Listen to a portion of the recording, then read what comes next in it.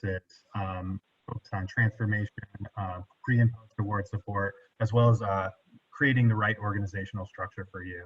I'm going to hand it off to Luana. We're happy to have her with us from University of California, Merced, to join us, as well as Marissa Zuskar, a senior director at Huron Consulting Group. Luana, do you want to tell everyone a little bit about yourself? Thanks, TJ. Well, welcome everyone. Good afternoon.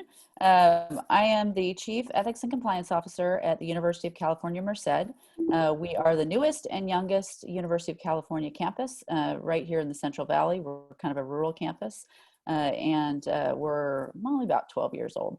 I have some oversight for lots of different areas, investigations, audit, of course, ethics and compliance, as well as risk services.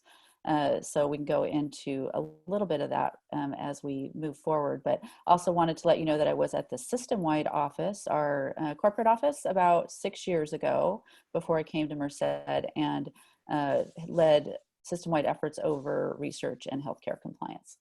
So happy to join y'all. Thank you. Thanks, Luana. And I'm Marissa Zuskar, and I'm a senior director who's been part of our Huron research compliance team for the last 16 years.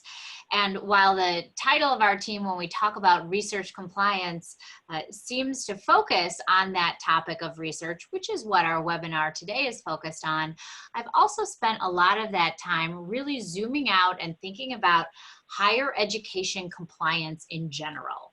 How can our clients, academic medical centers, research universities, and research institutes establish the framework, the structures, the reporting roles and responsibilities to manage compliance across the institution? Of course, one of the areas most close to my heart, where I have passionate feelings, is research compliance, which is why I'm excited to be part of this panel today.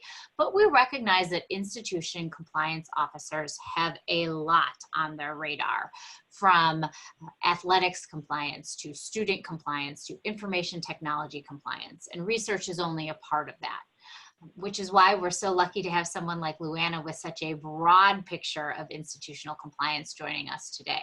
But we are really excited to delve into those concepts of research compliance and talk about how those organizational structures can be better understood and find the right fit for universities and research institutions of all shapes and sizes. Great. Grace, did you want to discuss any of the technical points, or are we covered to go ahead and get started? Yeah, absolutely. So just to reiterate what TJ was saying, we placed all attendees on mute, and we will be utilizing the Q&A function. So please head there if you have any content questions during today's webinar. If you do experience any technical difficulties, feel free to reach out to myself or any of the panelists via the chat function. And just as a reminder, we'll be sending out an email with a link to today's recording later this week. So keep an eye on your inbox for that. I'll pass it back to TJ to get us started on the content. Great, thank you, Grace. All right, so today we're going to first recap on Big C, Little C, which we discussed during the Q1 Research Compliance webinar, as well as discussing the current research compliance environment and discussing organizational considerations for compliance structure. We'll then discuss effective research compliance structures. This will focus on mainly compliance leadership and what role they play in this, while also addressing operational and programmatic compliance functions of that role. We'll also be talking about which structure is right for your institution and some considerations as you grow or as you take on more complex awards. You may have a great structure now, but a proactive look at the future is always better than a reactive and kind of getting ahead of things.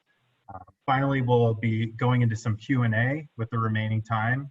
Again, I encourage you to ask questions throughout, and we'll definitely try and get to your questions as we move through the webinar.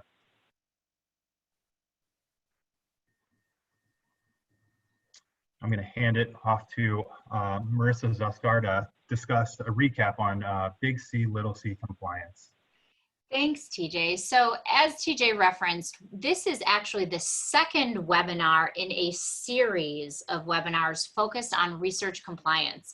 And actually the webinar has been designed as kind of an upside down pyramid, where the first webinar hosted and participated in by Anne Sullivan-Pfeiffer and Leah Guidry, as well as Tim Fournier from Rutgers University, focused on institutional compliance as a whole, not necessarily just specific to research. What are those broader structures to manage higher education and institutional compliance?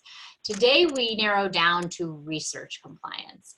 And one of the most important points of clarification when we talk about compliance is this difference between what we're calling big C, programmatic compliance, and little c, operational compliance.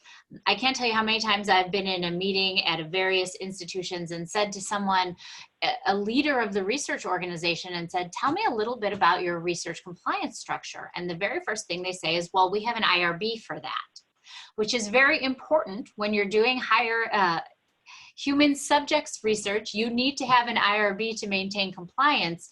But actually, that's what we think of more when we talk about operational compliance.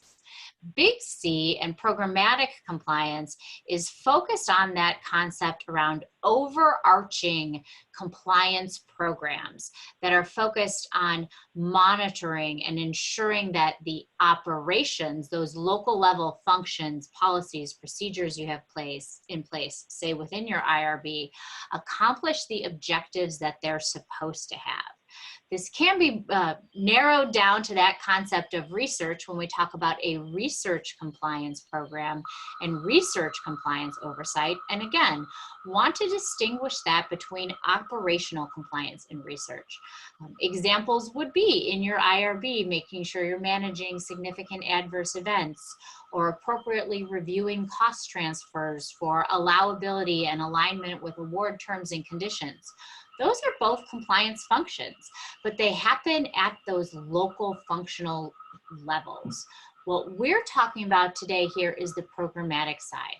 How do we as an institution have the right level of leadership, oversight, authority to make sure that whatever we're doing when we're actually executing those processes and procedures is meeting the goals of managing compliance and mitigating our institutional risk? So just a quick recap on that very important concept, because when we start to look at organizational charts later in this morning's presentation, we'll get into some of those details, and it's important to distinguish how these two factors are different. Great, thank you, Marissa. And one point to add is the big C compliance is really partnering with the organization to set expectations and adhere to that operational compliance. I thought that was interesting, a point from the last webinar. I will discuss consequences of non-compliance. These are true aspects of compliance with the little c operations, fines and paybacks. I'm going to hand this off to Luana to discuss in more detail. Thanks, TJ. So I don't know that we need to go into all of the scary reasons why we need a big C and a little c program working in concert together. The stakes are high if we don't get it right, especially if your organization has a lot of federally funded research, or you're moving in a direction for enhanced research. The last thing you want to do is have fines or additional scrutiny on your research program.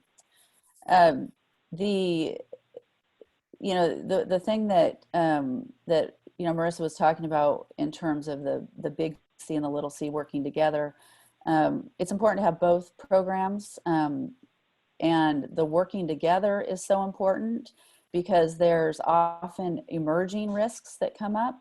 Of course, we have to do our bread and butter research compliance programs and monitoring. For example, your animal and human subjects research compliance programs, your cost accounting research compliance programs. But then there are things that come up that are just related to regulations and additional agency requirements based on what's happening in our world. We see this with foreign influence. We see this with sexual harassment and sexual violence reporting, additional reporting for our researchers. So that's, I think, when these emerging issues come up, I think it's really important to recognize how quickly this landscape can change and how important it is to align your operational compliance program with your programmatic compliance program. Because often that programmatic compliance program, that's what's going to get you the additional emphasis, attention of leadership, and resources that you need to be able to pivot and add this additional focus to be responsive to regulators. Thank you, Luana.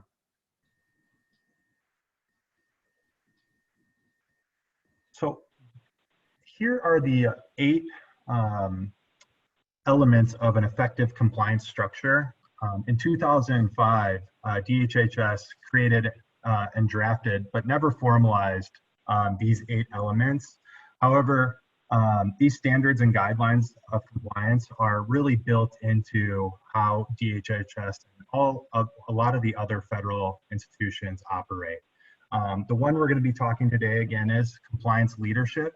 I think there's a lot focus on compliance leadership. They tend to drive and influence the institution, and they can really push the institution to create policies, create training, oversee an audit, enforcement, how much are we managing risk. So really compliance leadership really can have an influence on all of these.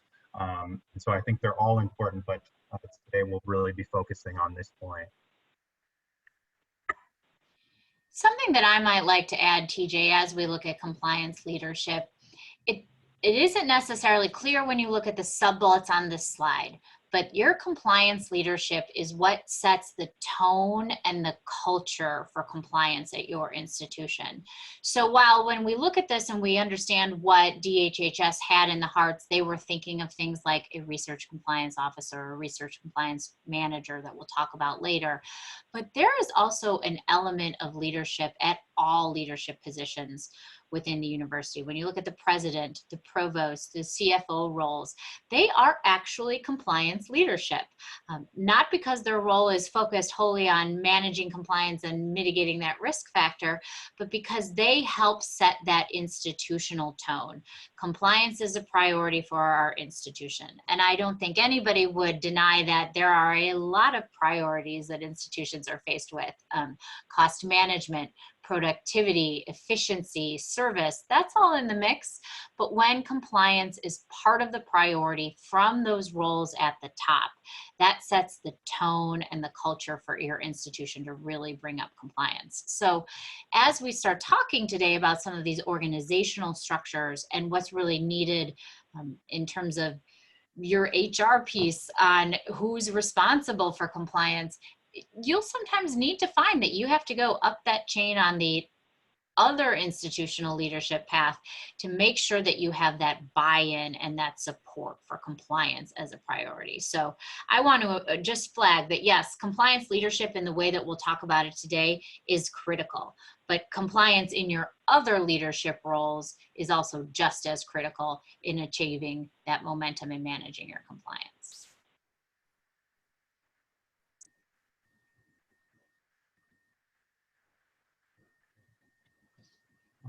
So here you'll see the 4 influences of a compliance structure. There are definitely more, but we thought that these were really some key points to call out. So institution type, depending if you're an academic medical center, are you a research institution, community hospital, hospital system, you'll have different needs and influences on what compliance, research compliance needs you'll have to influence this and drive compliance structure here. Institutional culture, what type of culture? Is it a top-down culture? Operational impact? Is your culture really focused on compliance currently? The next is the amount of complexity of the research portfolio. What is your portfolio mix? Do you have various research clinical trials? Do you have animal research? Do you have different types of basic research? Are you taking from all different types of sponsors? All of these play into the complexity, because the more you have, the more compliance concerns or the more compliance regulations you'll have to kind of grapple with. And the fourth one, institutional risk tolerance. How much is your institution willing to accept? You know, there are certain things where there's always going to be a level of risk. How much is your institution willing to digest and manage within your operations and programmatic oversight? Others would be separation of duties. I think separation of duties needed to sustain operational compliance and programmatic compliance is another important point. Yeah, this I just want to echo what you just said, TJ, about the separation of roles and responsibilities. We're just going through this thing with you know, with post-award accounting, and trying to separate that from our pre-award in a completely different unit. So it's interesting. I think it's the right thing to do, but it's interesting to set that up, make sure everyone's communicating with one another. Again, that's that little C, the operations of compliance going back and forth. One other thing I wanted to add here is the institutional risk tolerance. For institutions, I think this is really critical. For example, our institution is young, we're not an AMC, but we are trying to quickly move from R2 Carnegie research status to R1, and we were the fastest university in the nation to go to get R2 status in terms of our growth. So we want to continue that momentum. So we're taking on additional risks and moving a little bit faster than some other institutions might. So it does, and it aligns with your institutional culture as well. I think, Luana, that also plays into this concept of priorities, and that ties into institution type, culture, complexity of your research portfolio as well. Merced has said it's a priority for us to achieve R1 status and fast. So that may mean that they say, okay, well, we may be willing to operate at a higher level of risk than another institution that may say, we want to achieve R1 status, but not on such an expedited timeline. And so much comes down to what level of risk your institutions are used to operating at, how your institutional leadership, your board may feel about that level of risk, that this is one to me that varies the most. You may say institutions with this kind of volume, this kind of complexity of their research portfolio generally operate this way. But that institutional tolerance for risk, any institution can be all over the map just in terms of their history and where they are as an institution. So there's a lot of variability in that specific influencer. Definitely. And back to Luana's point, you know, as institutions grow, this should be constantly reevaluated on what the needs are, because you know, as we grow in complexity, again, going back to that, a proactive approach leaves you in a better state than more of a reactive kind of behind the ball. So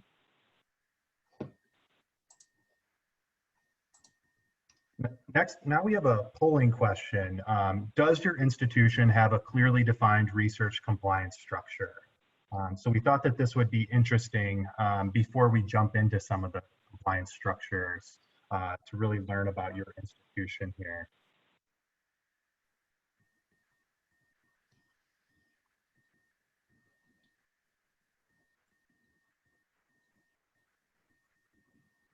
Looks like this is actually turning out pretty interesting, TJ, because when everybody first responded, yes, spiked, and I was like, this is a great audience then. They feel pretty comfortable and solid with where their institution is, but we can see as more folks have started to respond, it's shifted down a little bit. It's still definitely in the forefront, which is excellent, because I think what we have seen many institutions start with the challenge of not even having clarity on the current state. You know, who's responsible? It might be very clear to them, the operational part. It's very clear that this office is responsible for taking this task or performing this activity to manage compliance. But who's overseeing that? Who's making sure that job gets it all done? That's a little less clear. So it's excellent that almost half of the folks on this call feel like they have a great deal of clarity and understanding in their compliance structure. But I would also say for those of the other 20 or so folks who are still working in that direction, I think that there's some great approach and tactics you can get from today's webinar to help you form that out. Yeah, very interesting, Matt.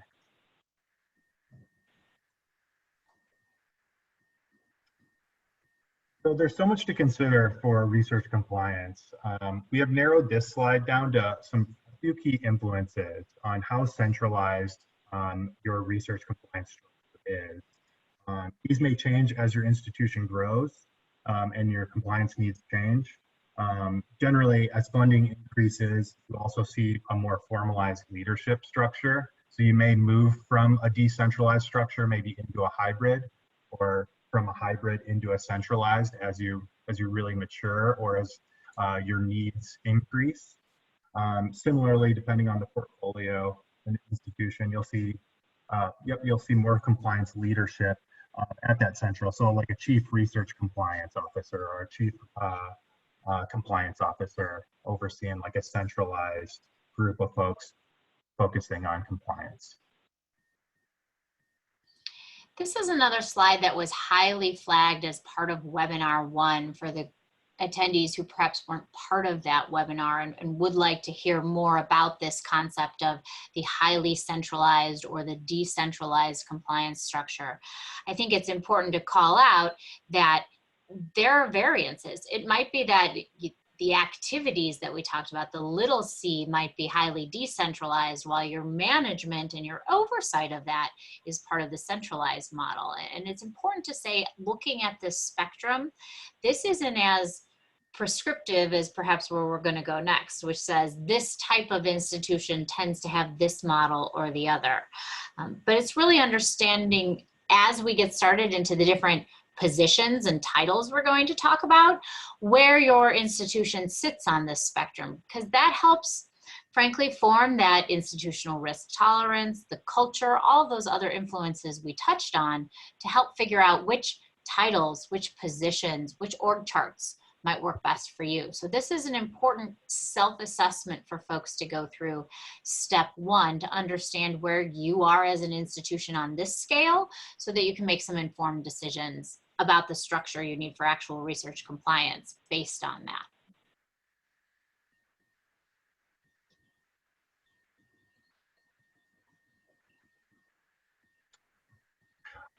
So this is a chart of structural influences on compliance leadership. There's so much to consider for research compliance, but we've narrowed down to a few key influences. But generally, believe that the portfolio size and complexity, and then the volume of research really is a key indicator on your leadership structure. And so as you increase, you'll see going from models A, where you have a research analyst or a coordinator, to more leadership as you go through to C, a research compliance officer, chief compliance officer. We're really seeing a portfolio increase, the need for more research leadership, the more for like influence within the institution and oversight needed. I'd also highlight that this quadrant model, which I definitely recommend any of you on the call to take a look at this and kind of figure out which quadrant you sit in, so that as we go into the next section, you'll be able to listen for which one you think is most like you. Also is intended to focus on kind of that primary role or topmost role for research compliance at your institution. And we'll get a little more specific in the next polling question, but it may be that you have all of these positions at your institution, especially those that are highly federally funded with a lot of complex research. You may say we have an institutional compliance officer, a research compliance officer, a manager, and 5 or 6 compliance analysts. Terrific. You may need that level of support. I think where we're going with this chart is to say, okay, where does the buck stop on research compliance, so to speak? So is it primarily held and the responsibility primarily aligned under a research compliance officer? Or would you be an institution that says, no, we don't have a real research compliance officer. A lot of that really aligns most with our chief compliance officer, institutional compliance officer. So we want to recognize, as part of the next question, that you might have all of these roles. But when you're really looking at which quadrant you may fit in, it helps to say, what is the top role? Where does the ultimate institutional accountability and authority for research compliance lie? And that's what kind of aligns with this, not just staffing in the roles you may need to support that topmost role.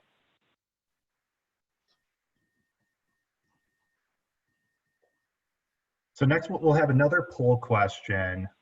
What research compliance leadership role is in place at your institution? And it may be that you have all of these, as Marissa mentioned, just depending on the structure. Or maybe you don't know at this current state and time, and this is a good time to reevaluate. I think all of these will be important and really drive some discussion here. Luana, while folks respond to this, do you mind us answering this question for UC Merced live on the fly? Yeah, I don't mind at all. So, I resonated with what you just said, Marissa, about none of those 4 quadrants being mutually exclusive, because we do have all of those.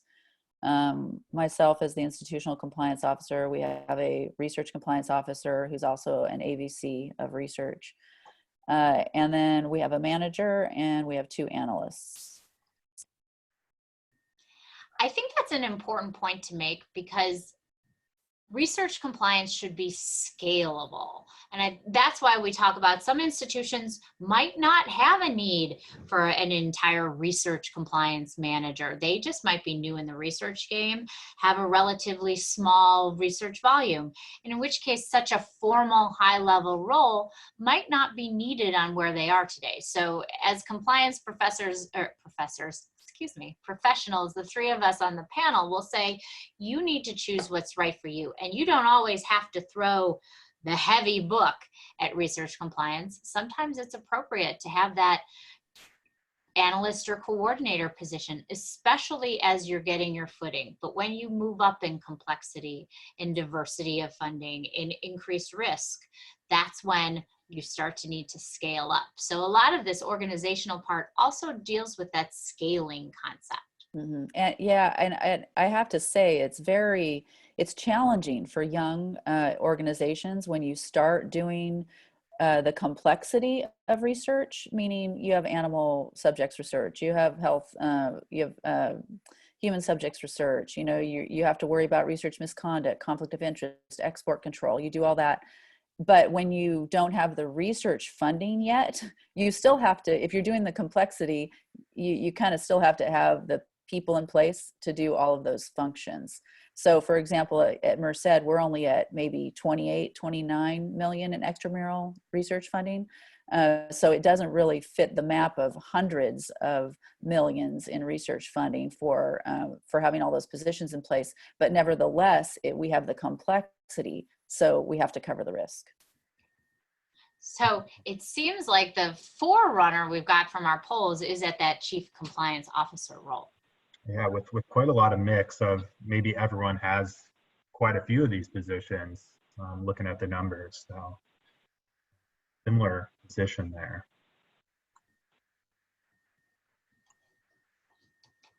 All right. Now we're going to discuss some of the structures of research that we've discussed, going back to that quadrant, research compliance analyst, manager, director, chief compliance officer, and research compliance officer. So starting with the research compliance analyst. Generally, we see this as a small or simple portfolio, pretty streamlined, maybe millions of dollars in funding. what we see these analysts or coordinators as is more operational. They're actually doing the day-to-day work. This could be actually even a role within, say a pre or post-award manager. They could be helping also doing these compliance reviews and assisting management with that. Anything to add, Marissa or Luana, on maybe some examples that you've seen in the industry? I like to look at this and say, when you're talking about just the direct compliance analyst or compliance coordinator role, and we'll highly caveat that these org charts are for example or reference only, but that individual generally reports to a director level or manager level, some kind of role within the organization that is actually the role that has the authority or the power or the span of influence. And it's the compliance analyst maybe enabling that role, running reports, running tests, providing information up. But what's unique about this research compliance role is you're kind of looking at a different position to be the heavy, for all intents and purposes, when you might need to work through enforcement or management. So it's important to recognize that this role is definitely an option, but it also tends to split some of those responsibilities somewhere else in the organization when you need a higher level of influence or span of control to make action happen and to execute on what that analyst or coordinator may find or recommend.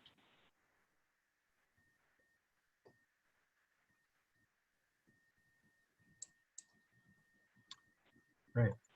Now we'll jump into some strengths and challenges of this type of structure. Generally, we see oversight by role with primary operational responsibility. So they're really into the day-to-day, the weeds of their operations, really intertwined in what's happening within the research. So they can really see and intertwine themselves, the compliance within the operations and getting the job done on a day-to-day basis. The next strength we see is it can ensure appropriate controls and compliance more closely connected with the operational function. Again, really reporting up to that manager or director, being in the weeds, knowing exactly what's going on, what's being reviewed on a day-to-day basis. We see some of those challenges as potential gaps in the institution. A compliance analyst or coordinator may not have the capability to influence an institution or say, we need to focus more efforts reviewing transactions, or they may not have an active role in influencing that culture to change it if there is a compliance risk. There also could be conflict due to clarity between operations and oversight. So say a operational role, they say, ignore that. And just continue to do your day-to-day job, when your compliance role would be in conflict of that operational role. So that could be sometimes tough to balance. There could also be duplication of efforts between areas. Say you're looking at post-award, but things could be going on in pre-award that are kind of doing the same thing, or even different offices or even departments decentralized from the central office could be doing these compliance operational functions. Yeah, I think the biggest hurdle, I mean, I get why, an organization who's just starting out might want to start here if they're doing a low complexity of research. But one of my biggest concerns with this model, if this is all you've got, would be this conflict with roles. And if an analyst embedded reporting up to a director of research administration who also oversees pre and post, they're going to be very focused in the operations, and to get traction on some of the monitoring efforts you need to do and the independence that you need to have to be able to question, expenditures and do the actual independent monitoring, I think could be very difficult. And these types of roles, I think, our organizations likely have throughout the we have these embedded kind of an operational compliance person embedded in travel and entertainment. You have it in procurement. You have it in accounting. So there's a lot of kind of QA type of roles throughout the organizations, and I see those a little bit differently because their lack of alignment with a true compliance function and lack of independence. Well, and I think that lack of alignment that you're talking about, Luana, there is exactly where we get into kind of duplication of efforts or potential gaps. If you're embedded in the office and you're kind of focused on your narrow piece, you don't know what your equivalent in 5 other offices might be doing. First and foremost, they might have great strategies or great approaches to it that you just don't get to hear and learn from. But at the same time, there's that gap piece where I assume you're doing this because I'm not doing this, but we're not talking enough to make sure we have all our bases covered. You're kind of lacking that element of institutional-wide coordination when these roles are buried in the functional unit. So you may have, in the research space, a pre-award compliance analyst, a post-award compliance analyst, a human subject, but without something to tie them all together and make sure that they're functioning more like a team, that's where balls can really get dropped. Totally agree. I mean, often we consider the programmatic compliance program and oversight the master coordinator. And the coordination is really key, because you can't have, without coordination, you can't have effective communication and elevate risks up to the decision makers who need to allocate, need to set the tone for our risk taking and also allocate resources. Exactly. But I will say, and Luana opened with this one tends to be more prevalent in institutions that are just beginning their research, just building it up, and aren't seeing that day one need to have a research compliance officer in place. Let's take it slow. Let's start with these roles. And once we really start to scale up, then we'll scale up the responsibilities and the role itself.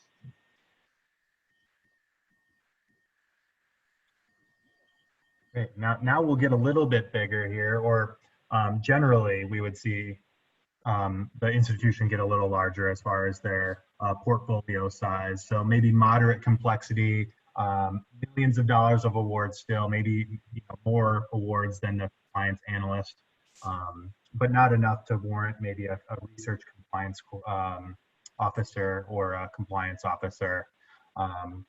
Generally, these directors or managers do have a higher authority and accountability, but still operational in their role. And so really they are intertwined with those operations, not so much programmatic at this point. They're monitoring activities on a day-to-day basis, but still have that, I think they struggle with the authority.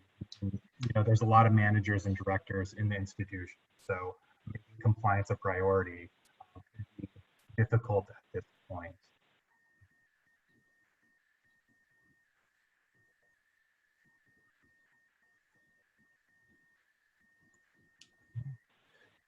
So the manager or director enables increased coordination across activities.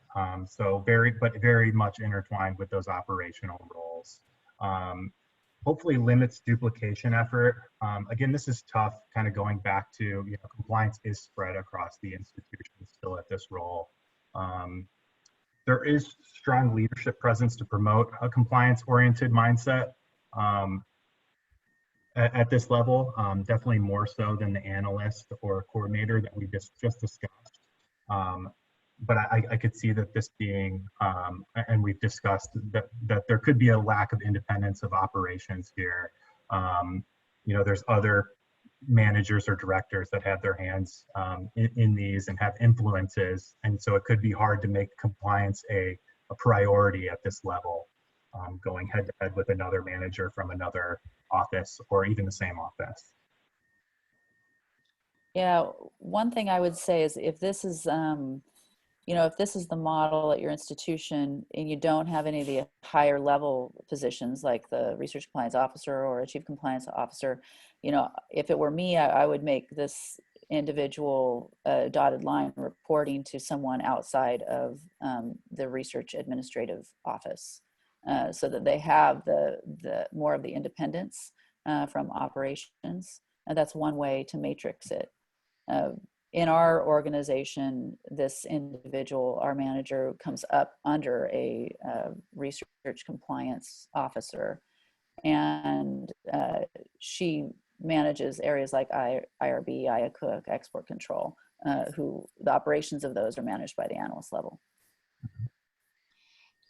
We also made the point, TJ, when you opened, that this role is really intermingled with operations, which again can present a challenge. But one of the pluses to that intermingling is that this role has probably got a pretty high level of expertise around research administration and the functions in general, and has that balanced appreciation for what we need to do to maintain compliance, but what we need to do to get the work done at the same time.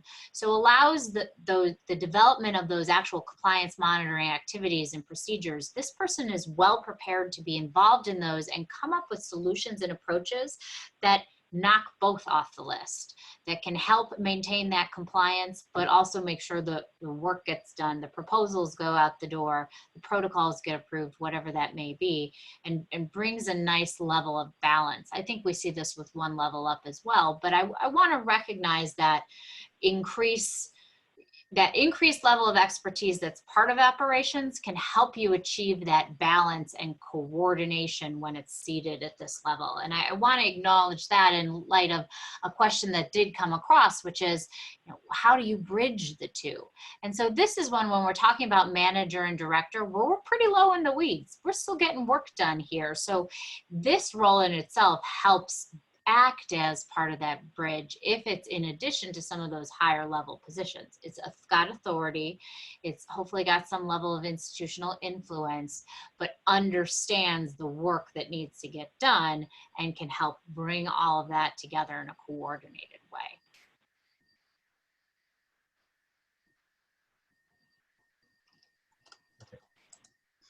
Now we'll keep going. We're getting more complex and more diverse in the portfolio. This is much higher level of federal funding, even non-federal funding, the research compliance officer. So an executive level authority across the institution overseeing research administration. You see this generally, they develop and manage research compliance program. So this is where we start to get into that program, including operational monitoring and oversight. So a little bit of both. And I know Luana can speak a little bit more to this structure and your experience, but I see this, managing a team dedicated to research compliance and having that authority to influence at this level. Yeah, I mean, this is basically our model.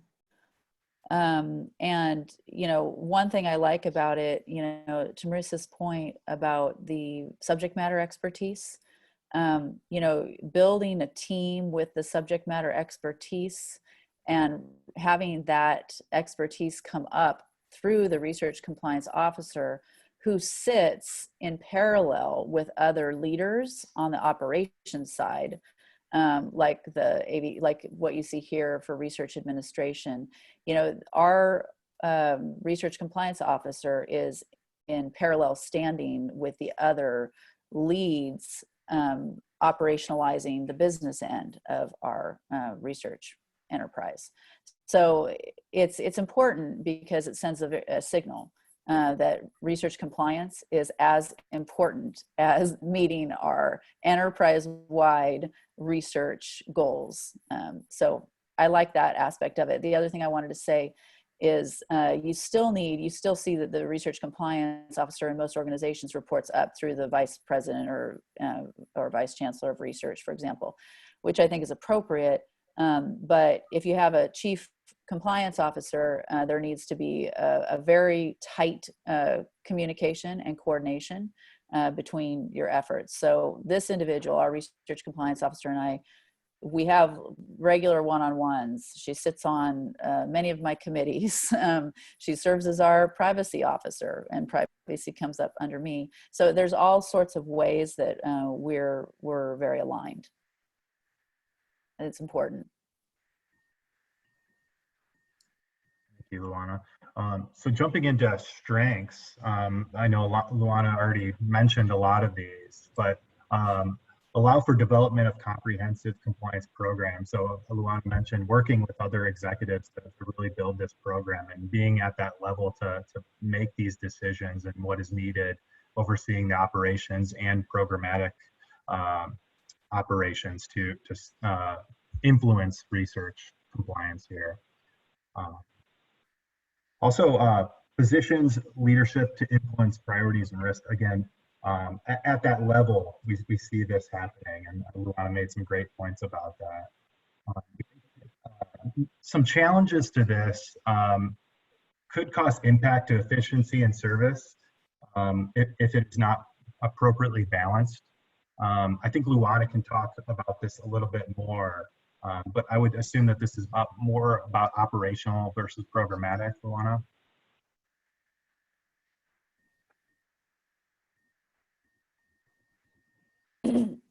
Yeah, I think this can be, it depends, I really think it depends the knowledge they have about what their role is supposed to be, because some will have a mix of operations. Some are going to have a mix of advancing your research enterprise and doing the compliance piece. So that balance piece is particularly important. And there has to be close connection with that research compliance officer and leadership so that that individual can get feedback on if the balance needs to be tweaked.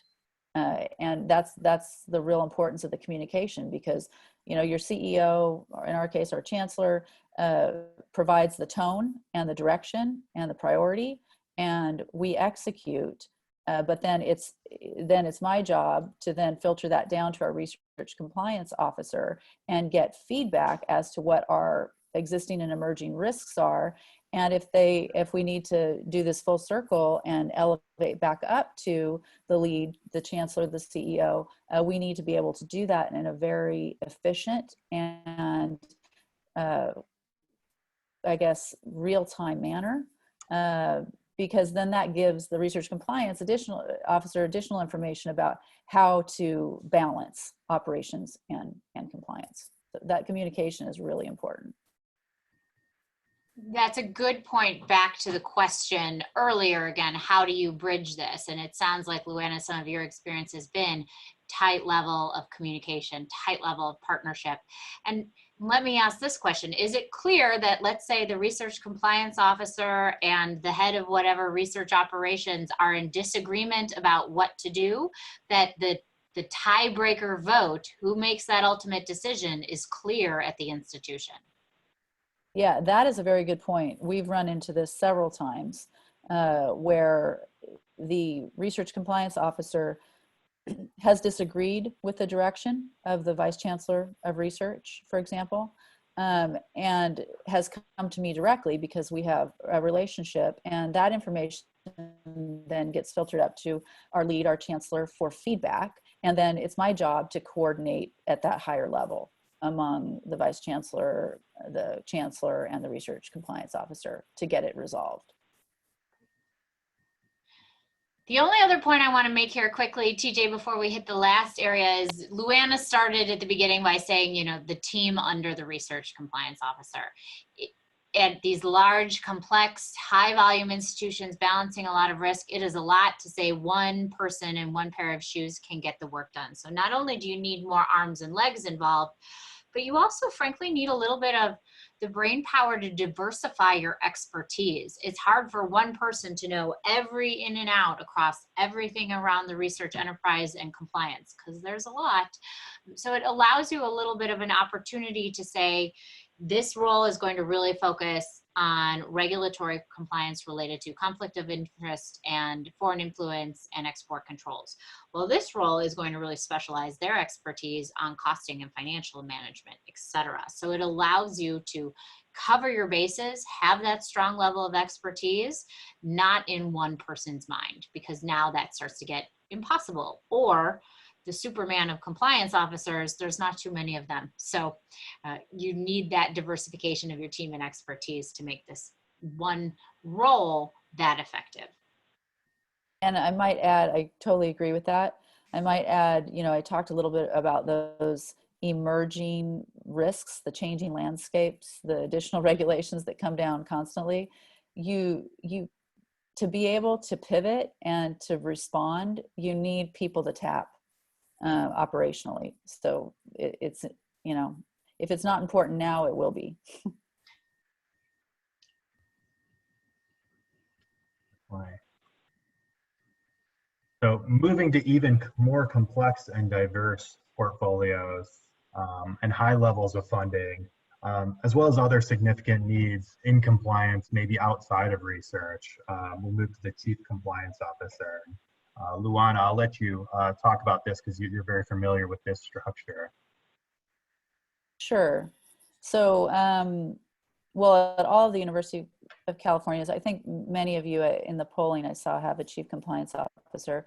You know, it's a role that hopefully dovetails very prominently with your executive leadership. Our role, my role, sits on the cabinet, and that gives me an additional level of influence and insight with the chancellor and with our other vice chancellor members, so can raise issues. So the portfolio, you know, is large when you're a chief compliance officer, because you have to kind of be aware of a lot of different risks across the institution.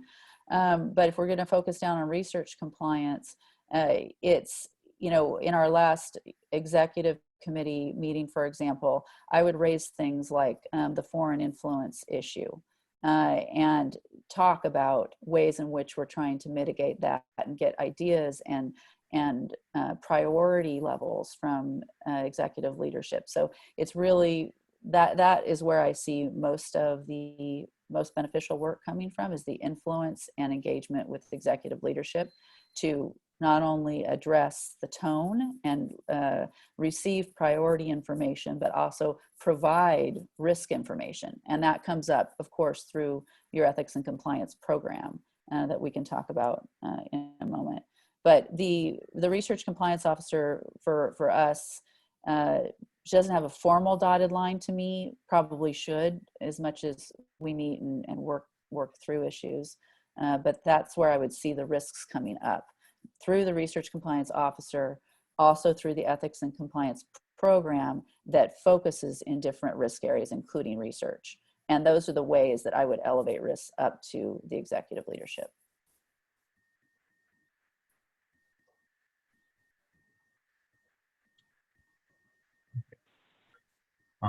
Luana and Marissa, do you Yeah. want to talk about some strengths here? I know that Luana, you had some really good ones as far as like alliances and being able to, if something arises, you guys can Yeah. have the influence over the institution at the compliance level. Right. You know, one thing, like, for example, when the emphasis on foreign influence has come down, because I sit on cabinet, I also have met with the FBI when they come, along with our chancellor and executive leadership. So you kind of, I guess they say, you know, where you stand depends on where you sit. And so if you sit in a high enough position, then you have a seat at the table in many of these conversations. So I think that's one of the strengths, is the ability to influence initiatives and priorities, and to bring back risk information to leadership for feedback. One of the benefits of having an ethics and compliance program with a chief ethics and compliance officer is to be able to create the structure and the communication pathways that are needed to enable the risk assessments with people, the subject matter experts across your organization, to be able to then promulgate those risk assessments up to executive leadership, and to be able to get their feedback and set priorities. And that's what we do within the ethics and compliance team. And of course, it's a matrixed organization with regular meetings of all of the chief risk owners in all these areas. The one of the challenges I do think is the level of staffing. So, you know, in my team, there's about 5 of us. There's a myself, there's a deputy, there's a director, and 2 analysts, so that's 5. And then, of course, the research compliance team has about 4. So it takes a lot of us to be able to do effective have effective communication structures with committees and subcommittees. And then the last point I'll make is the emerging risks. And for example, when foreign influence came down the pike, we knew it was a risk that spanned 3, 4, 5 different offices. Our international office, our provost office, our research compliance office, our travel office, our procurement office. So it's same with like something like Section 117 reporting, right, for foreign sources. So these types of risks span so many offices. To have your ethics and compliance program already in place with the structure and the communication embedded is a great way to create pop-up work groups. So we created a pop-up international relations work group. I chaired it for the first 4 or 5 months, and then now it's being handed over to others who can take it over. But it comes up through the ethics and compliance program communication structure. So I think having the structure and the communication in place already allows you to respond really nimbly to these emerging risks. It also really provides that ever needed communication and coordination between an institutional compliance officer role and the subject matter experts, especially if you don't have that research compliance officer reporting directly to this role. You need to have channels in place so that the folks in the weeds who know the regulations, who know where the risks are emerging, have a clear channel to get those to the authorities that are responsible for doing something with that information. So especially if you don't have that research compliance officer role to be the bridge, you need to have that partnership, collaboration, and communication channels to link your institutional compliance officer to those who really are on the ground and know what's happening in the research space.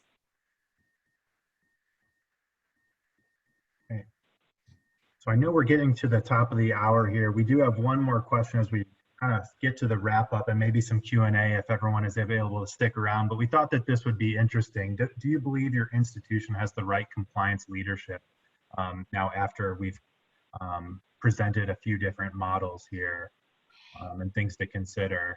That's a great clarifying point, TJ. Well, we don't expect you to comment on the actual individuals sitting in the chairs behind the desk today. What we really want to say is, after having heard what we talk about, the org structures, do you think you have the right people, do you have the right positions and roles and structure, given where your institution is on the compliance landscape, research compliance landscape? Good mix. Time to reevaluate. And yes, very head to head. So that's a good sign after this. So very interesting. Thank you. I'm going to move forward. We do have a few upcoming webinars before we start taking Q&A that I did want to mention. This is part of the webinar series. So what we discussed last time was programmatic versus operational. Now we're looking at leadership, and then now we're going to get into the operational research, regulatory, and operational compliance. So really narrowing down the focus of research compliance. We also have a clinical research billing and pediatric hospital research compliance webinar coming up in the next few months. And then we also have our ongoing research compliance podcast series where you can listen and subscribe anywhere. Again, we'll definitely share these resources to those who joined us. Let me go back to some questions for those who can stick around now.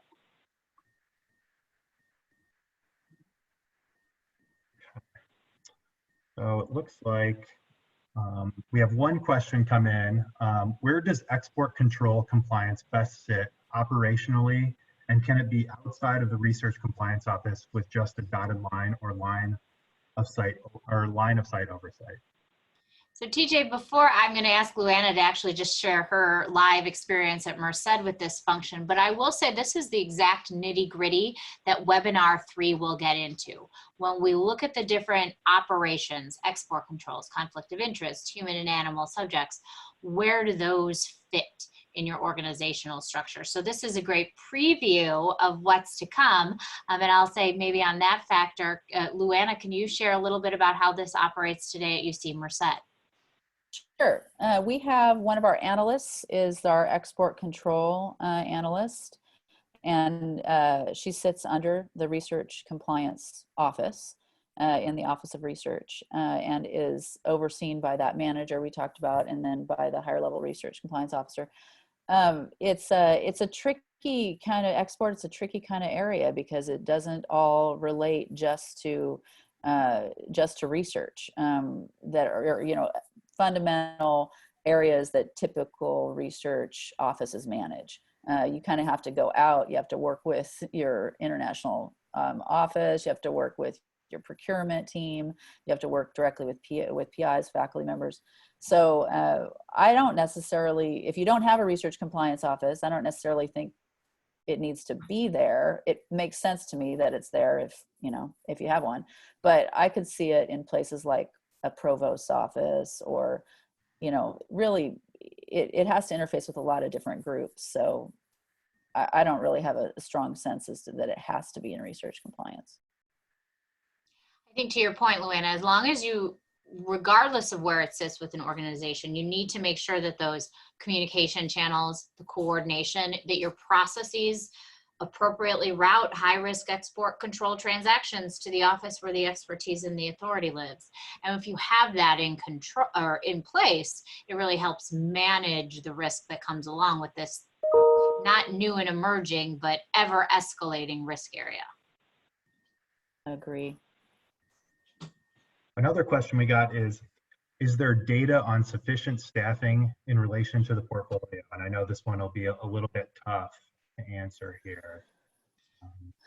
Yeah, that's tough because it really depends on your complexity, and I think, you know, where you're headed. You know, staffing at an institution that's just growing, the ratios are going to be off, because if you want to try to do the complexity that's similar to other institutions of your kind, then you're going to have all those pieces in place to do all of that, even though your funding, you know, is not going to be at the level it needs to, or you want it to be at. But, you know, that's why when you grow, typically your staff is a little bit higher, your ratios to staff, you know, staff to faculty or staff to students, however you're gauging them. This is one of the areas where the benchmarks that at least Huron has collected throughout our work aren't as useful, because there's so much variability in the process between the organizational structures, who's responsible for what. It's just hard to pin down a valid benchmark or even a target or a goal in this area.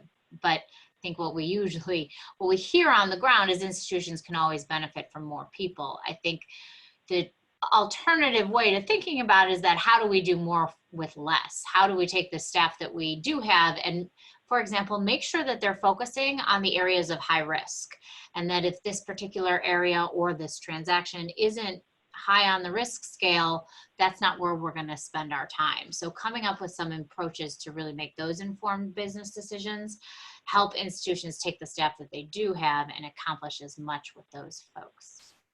Yeah, really developing tools to support those operations to become more efficient. You'll see those can be a little more lean as you develop more tools and the infrastructure supporting that. I think there's one more quick question maybe that we can address quickly in the last 2 minutes, TJ.